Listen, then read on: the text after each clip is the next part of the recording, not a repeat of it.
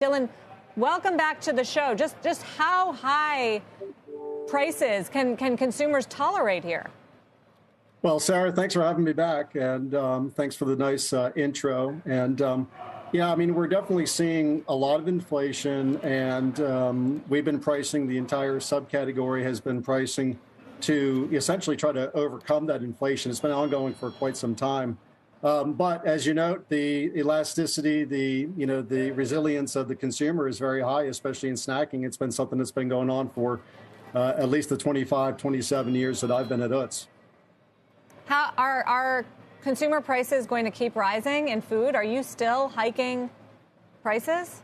I'd say that we put in a lot of the increases that we have done were in 2022. We don't have list price increases slated for 2023, although we do have inflation that we are going to see in 2023, especially around some of the commodities like cooking oils and stuff. So, we have the lap over benefit of some of the pricing from earlier in 2022 that'll benefit in 2023. But I mean, I think, across the industry, at least for snacking entities and companies, there is still a lot of inflation. So it'll be interesting to see exactly, how much pricing, laps year over year, but also if there's any new introduction of pricing as well. In other words, you don't see it coming down rapidly here, as some are getting excited about with overall inflation after we got that weaker CPI report last week. Yeah, I don't see it coming down. I mean, it's important to note that as opposed to, buying a house or buying a truck or a large ticket, purchase for the consumer, snacks are a very, inexpensive treat that one can pick up and reward themselves or their family with a snack. So it's not a very large purchase decision. There's a lot of other things that, ways that we look at to take out costs, to increase our productivity, to pass that along, but also to try to, ensure that we're reinvesting in the brands and innovation and distribution and the things that, will help us to continue to grow. So as we go into 2023, it'll be a little bit interesting to see what happens. Yeah, typically during recessionary periods, we see consumers at the grocery trade down into private label, away from the bigger brands, shrink the size of their shopping carts. Are you seeing any of that kind of behavior? Not yet. I mean, traditionally, private label in the salty snack category is a relatively low market share. I think a lot of it has to do with the route to market that people like Utz and some of our peers or competitors, use to go to market for this high volume snacking entity that, that takes a lot of time and effort to get it on shelf and to keep it in stock.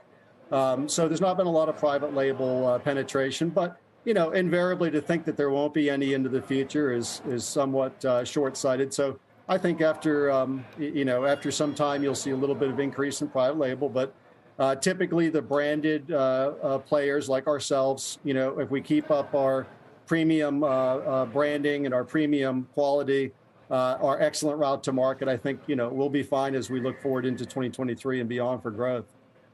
And Dylan, while we're doing this deep dive on inflation, we talked about food and commodity prices, but what about all the other sources out there that have gone into why we're paying higher prices? Labor costs going up, supply chain issues. Are those things getting better, worse, the same? Yeah, I'd say they're getting better in pockets for sure. I think it's funny, even in early 2022, when you wouldn't have thought it was going to be a concern. We were having trouble getting certain supplies just to meet demand. We don't spend a lot of time today talking about the lack of supply, right? The inputs that we would need to make our products. And, freight markets have lessened up a little bit, which has opened up some ability to, ship more on time. Labor markets are getting a little less tight. More people are returning to work. We're definitely seeing that. We track that in a bunch of different measures, and across the board, most of those are slowly improving. So I do see some of the non-commodity aspects of inflation abating a little bit, and then hopefully that will allow us to not have to price more in the future and return some of that to consumers and in future pricing and future offerings.